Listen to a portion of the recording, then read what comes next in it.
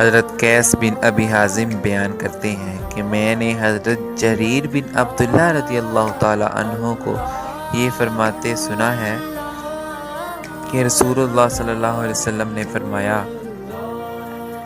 بے شک تم عنقریب اپنے رب تعالیٰ کو اس طرح دیکھو گے جس طرح تم اس چاند کو 14ویں رات میں دیکھتے ہو۔ تم اس کے دیدار میں کسی قسم کی مشقت نہیں اٹھاؤ گے، سو تم غور و فکر اور کوشش کرو کہ طلوع آفتاب سے پہلے کی نماز اور غروب آفتاب سے پہلے کی نماز سے مغلوب نہ ہو جاؤ، ان نمازوں کو ترک نہ کر دینا۔ حضرت حماد فرماتے ہیں